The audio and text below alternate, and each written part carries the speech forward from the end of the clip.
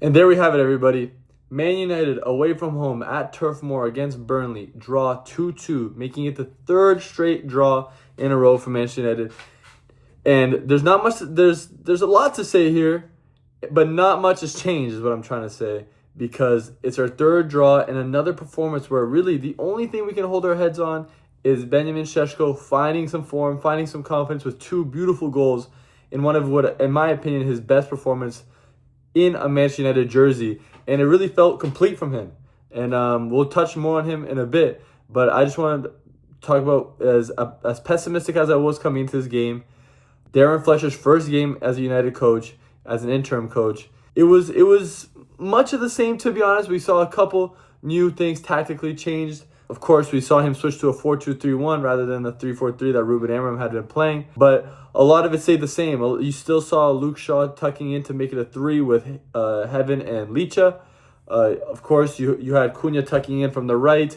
You had Dorgu keeping the width on the left side. And then you had Dallo as almost like a wingback, almost doing a similar role, but still being a little bit more defensive, bombing forward, overlapping on that right.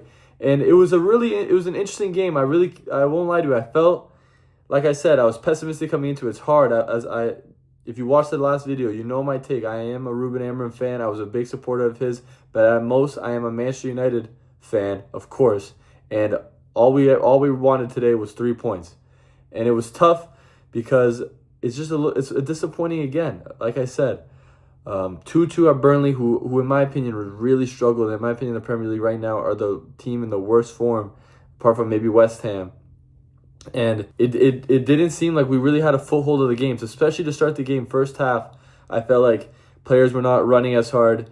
I don't know if this is just my bias taking over, but it really didn't feel like we were together as a team.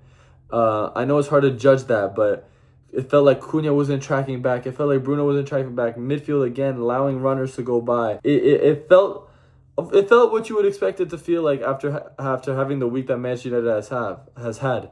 The club is disjointed. The owners are there to blame. And of course, they made the trip to Turf Moor, Omar Brada and Jason Wilcox. They were showed on screen multiple times, and I hope everybody at home booed them as loud as you can, because I'm telling you, we need these vultures out of the club, because every time they showed up, it made my blood absolutely boil. Now, let's talk more tactically about the game. What did we see? Yes, it was a 4-3-2-1. Yes, it was different than a 3-4-3, but it was much of the same. The two in the midfield were overrun once again, which is the exact same. I heard a lot of people telling me 4-3-3, we need 3 in the midfield, but it was the same thing today. The pivot was not good enough, and as we know, Ruben Amorim was asking for a midfield change, and Darren Fletcher is going to be asking for the same thing, or whoever's after him, Ole, Carrick, whoever it is, they're going to be asking for the same thing, because this midfield is not good enough. Casemiro, a legend, but he is not good enough anymore. And it's just the legs. Even with Bruno up front, he wasn't tracking back. He wasn't tracking his runners. So it really becomes the same thing with the two pivots being overrun. Some of the things I didn't like that I saw today was things similar to I saw with Ten Hag, was Casemiro going up, playing his role, to be fair, going up, but not having the legs to get back and allowing that midfield to be overrun. For their first goal, we saw a midfield runner come by, and he ends up putting the cross in, which gets deflected unlucky by Aiden Heaven into our own net. But I also saw some positives today. We built up again. A lot of it was in like a 3-1-6. I thought Dorgu was pretty positive. Some solid crosses, some still being a threat, some solid interchange play. We spoke on Šeško. It was his best game. Had a lot of touches. It felt like he was better in these like more 3v4 scenarios up top, rather than when Ruben would have a lot of players up front, and it would almost be like a 6v8 or of some kind. And it felt like Šeško benefited from having a little bit more space around him. Of course, Bruno at the 10. As much as I am iffy about this, I do feel like Bruno did offer something that was missing when he was playing in the pivot. But of course, we see where Bruno's real position is as a 10, and he plays that beautiful ball to Šeško, through ball, and Šeško does very well to finish it.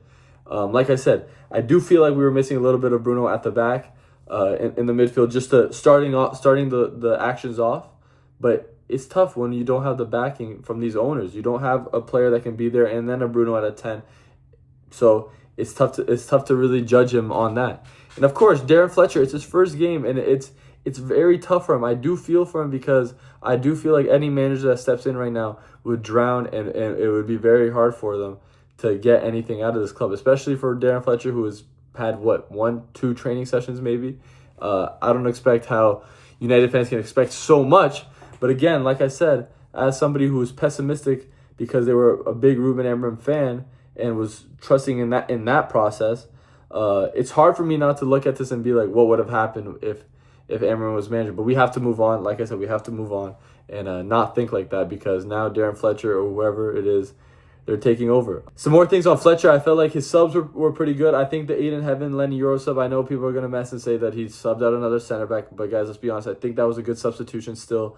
8 in heaven has played a lot of minutes, and it seemed that he was a little bit not as on it as he was the other day. So I'm perfectly fine with that sub, and Lenny Euro needs to get minutes in. Who else was coming out? Xerxes was okay today. Bruno coming out because of the injury. Mount, I do really think that Mount was somebody who benefited heavy from the prior system. And today I still feel like he was lost trying to figure out where he fits in this, how it's different, how it works. And so I do want to see more from him. But I feel like the person who really struggled the most today, to be honest, was Cunha on that right. I didn't feel like he was as influential as he can be. A lot of time I like to see Cunha getting the ball and running with it, driving the team up. But it felt like he was struggling to find some pockets. Sometimes you see him drifting into the 10, like right in the middle of the pivot, and struggling to find those pockets to really make some plays. That being said, I have only watched the game once. I have not been able to rewatch it. I'm recording this just as the game is finished. So I do need to see some of those little tactical adjustments, if they were made, what really is the difference.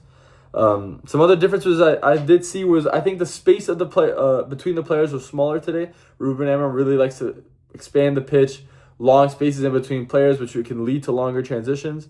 I think that we saw that a little better. It was a little tighter. It was some passing plays interchanging plays were nice. Some of the control possession was maybe a little better, but I really think that most of that happened in the second half. That first half to me was extremely disjointed, was extremely lazy by a lot of players. And as I said, what can you really expect with what's been going on? The players clearly were still backing Ruben Amorim, and then you take the coach away, and now you have to re-motivate them to play again.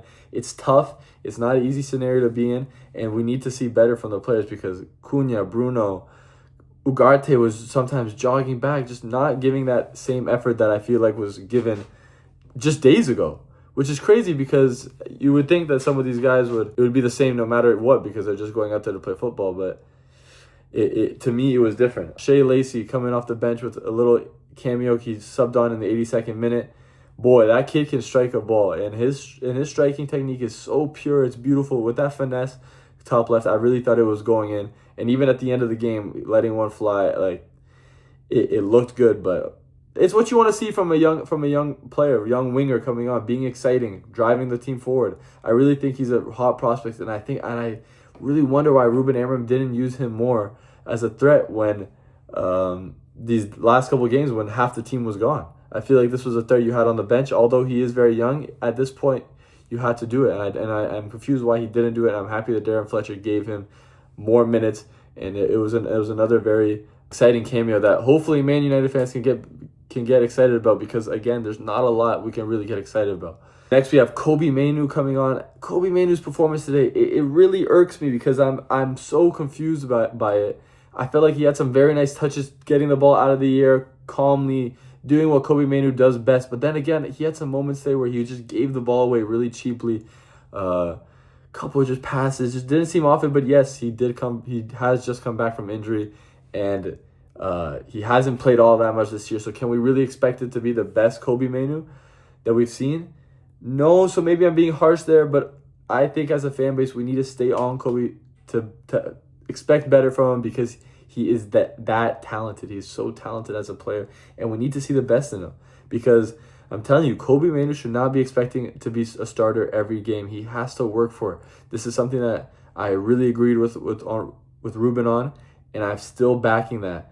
And I hope it's just not a walk into the park to the lineup right now. I hope he still has to work for that, and I believe that he will. To be honest, I believe that he will. You guys, let me know what you guys thought about Darren Fletcher's first performance as a Man United manager. I thought it was It was not the greatest. It had some positives. I'm really trying to reach to get more positives out of it, but I feel like it was much of the same. And how much can you really expect them to change? I'm hoping just that we can get these 3 points, because as you see around the league, Chelsea dropping points once again, Newcastle squeaking out a win, Brentford on amazing form.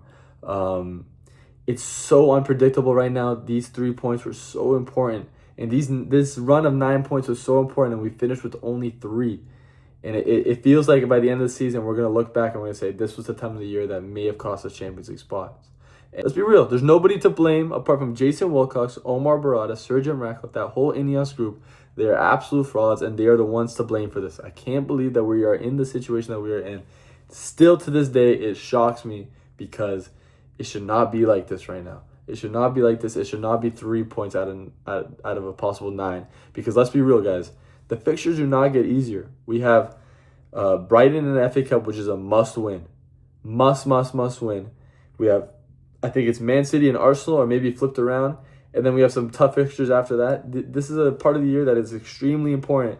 And clearly, 3 points is so valuable nowadays that you have to get them done. And if you want to be in the Champions League, it has to start clicking, and these players have to buy into the next manager as soon as possible.